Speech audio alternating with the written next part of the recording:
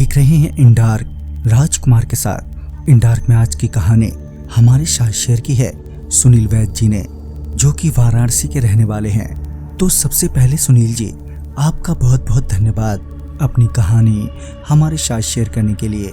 दोस्तों, अगर आपके पास भी ऐसी कोई कहानियां हैं तो हमारे साथ जरूर शेयर करें। हमारे इंस्टाग्राम आईडी पर, इंस्टाग्राम आईडी है network_33, जिसका लिंक नीचे डिस्क्रिप्शन बॉक्स में दिया गया है।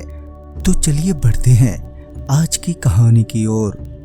सुनील जी बताते हैं कि यह उन दिनों की बात है जब मैं अपने दोस्त बकुल और प्रदीप के साथ शिमला घूमने जा रहा था।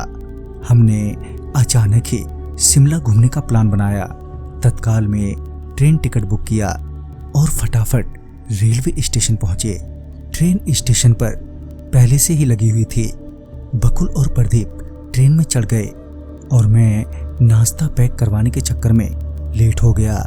मुझे जोरों की बाथरूम लगी थी, तो मैं उधर रेलवे स्टेशन के पास ही कोने में खड़े होकर पेशाब करने लगा कि तभी अचानक मुझे किसी ने जोर का थप्पड़ मारा, तो मेरे नाश्ते का पैकेट हवा में उछलकर बिखर गया। आसपास देखा तो वहां पर कोई नहीं था, पर मैं जिस पत्थर पर पेशाब कर रहा था उस पत्थर से धुआं निकलने लगा। यह देखकर मेरे तो रोंगटे खड़े हो गए थे। मैं फौरन ट्रेन की ओर भागा और चलती ट्रेन में जल्दी से चढ़ गया। बकुल और प्रदीप मुझे देखते ही गालियां देने लगे।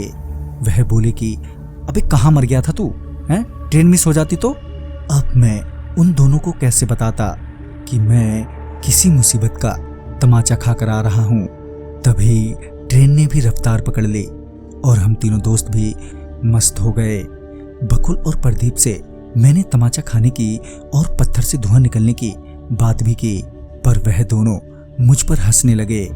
अब हमें रात भी काफी हो गई थी। हमने ट्रेन में ही खाना ऑर्डर किया और फिर कुछ ही देर में हम ट्रेन में बातें करते करते सो गए। बकुल और प्रदीप की अपर बर्थ थी और मैं नीचे खिड़की के पास सोया था। तकरीबन रात के 3 बजे ट्रेन किसी वीरान जगह पर रुक गई। मेरी आंख खुली तो मैंने खिड़की से झांका तो मैंने देखा कि बाहर झाड़ियों के पास बकुल खड़ा है और किसी अनजान आदमी ने उसका गला पकड़ रखा है। ये देखकर मेरे तो होश ही उड़ गए। मैं फौरन प्रदीप को जगाने लगा तो देखा कि प्रदीप भी अपनी बर्थ से गायब है। मैंने फिर से एक बार खिड़की से झांका तो देखा कि प्रदीप को भी उसी बकुल के पास किसी औरत ने जमीन पर गिरा रखा है और उसने प्रदीप की छाती पर पैर रखा हुआ है। ये देखकर मैं अपने दोस्तों की मदद के लिए फौरन भागता हुआ ट्रेन के नीचे उतरा और तभी अचानक बकुल और प्रदीप वहां से गायब हो गए। तभी एक आदमी और एक औरत मेरे पास आकर खड़े हो गए। मेरे पास आते ही मैं उन दोनों के चेहरों को देखकर बेहद डर गया और मेरा हलक एकदम से सूख गया, जिस वजह से मेरी आवाज तलक नहीं निकल पा रही थी। मैं वहीं छटपटाते हुए नीचे गिर गया। उन दोनों के चेहरे बहुत ही भयानक थे, जिस वजह से मेरे हाथ पांव भी अब काम नहीं कर रहे थे कि तभी उन दोनों ने मेरा हाथ पकड़ा और मुझे खींचते हुए जंगल की ओर ले जाने लगे और कहने लगे कि ये तूने अच्छा नहीं किया, तूने हमारी जगह पर पेशाब करके उसे गंदा कर दिया। मैंने उनसे माफी मांगने की बहुत ही कोशिश की, मगर आवाज ही नहीं निकल रही थी।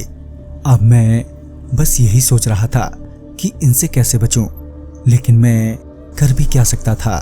बस बेबस लाचार होकर छटपटाता रहा और मेरी जीने की उम्मीद भी खत्म होने लगी थी। बस मेरी आंखों से आंसू बहे जा रहे थे और वो दोनों मुझे घसीटे जा रहे थे। मैंने बोलने की बहुत ही कोशिश की कि मैं उन्हें कैसे भी बता सकूं कि मैंने ये जानबूझकर नहीं किया, मुझे छोड़ दो। कि तभी मेरी ओर एक टॉर्च की रोशनी आई। वो टॉर्च की रोशनी ट्रेन की बोगी से आ रही थी।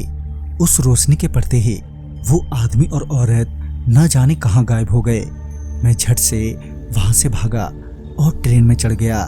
ट्रेन में आने के बाद मैंने देखा कि बोगी में ट्रेन गार्ड था, जिसके हाथ में टॉर्च लगी हुई थी और वो मुझे डांटते हुए कह रहा था, हाँ भाई, इतनी रात के वहां क्या कर रहे थे जंगल में? डर की वजह से मैं उसके सवालों का जवाब तक नहीं दे पा रहा था। मैं सिर्फ चुपचाप सुनता रहा और हाथ जोड़ते हुए माफी मांगने लगा और सीधे जाकर अपनी बर्थ पर बैठ गया कि देखते ही देखते अब ट्रेन भी वहां से चलने लगी थी। मैं सिर्फ डर के मारे यही सोच रहा था कि बकुल और प्रदीप गए तो गए कहाँ। मैं डर के मारे कपकपा रहा था कि थोड़ी ही देर में मेरी नजर खिड़की के बाहर गई तो मैंने देखा कि वही आदमी और वही औरत ट्रेन के साथ साथ चल रहे हैं। ये देखकर मैं बहुत जोर से चीखा और रोने लगा। मेरी चीख सुनते ही मेरे दोस्त और बाकी के यात्री भी एकदम से जाग गए। मैं बुरी तरह से घबरा रहा था। तभी प्रदीप और बकुल ने कहा, अबे क्या हुआ तुझे? हैं? सब ठीक तो है ना? मैंने खिड़की की ओर इशारा करते हुए कहा तो वहां पर कोई भी नहीं था। मुझे घबराता देख मेरे दोनों दोस्त समझ चुके थे कि जरूर कोई गड़बड़ है। लिहाजन वो दोनों मेरे साथ ही बैठ गए और रात भर जागते रहे। सुबह होते ही हम शिमला पहुंचे, जहां जाकर मैंने सारी बात बकुल और प्रदीप को बताई तो उन्होंने बताया कि वो दोनों तो अपनी ही बर्थ पर थे और वो सो रहे थे। जरूर तुझे आंखों का धोखा हुआ होगा। ये बोलकर उन्होंने मुझे शांत कराया और फिर शिमला घूमने लगे। शिमला घूमने के बाद हम लोग बस से घर आए। घर आते ही मैंने सारी बात घर वालों को बताई तो घर वालों ने मुझे डांटते हुए कहा, तुमने ये सही नहीं किया, तुम्हें देखकर पेशाब करना चाहिए था। ये बोलकर पापा ने मुझे अपने साथ जाने को कहा। उसी जगह पर जहां पर मैंने पेशाब किया था वहां पहुंचकर हमने गलती की माफी मांगी और 2-3 बाल्टियों से उस जगह को साफ किया और हमने मन ही मन प्रार्थना की, भगवान तुम्हें जल्दी ही मुक्ति दे। उस दिन के बाद वो आत्मा मुझे फिर कभी नहीं दिखी और फिर ऐसी गलती मैंने अपनी जिंदगी में कभी नहीं की। तो दोस्तों, इस कहानी में बस इतना ही। कहानी आपको पसंद आई हो तो लाइक शेयर करें और साथ ही हमें कमेंट बॉक्स में जरूर बताएं। तो मैं आपका दोस्त राजकुमार जल्द ही मिलूंगा आप ही की भेजी हुई एक नई कहानी के साथ। तब तक के लिए बाय एंड टेक केयर।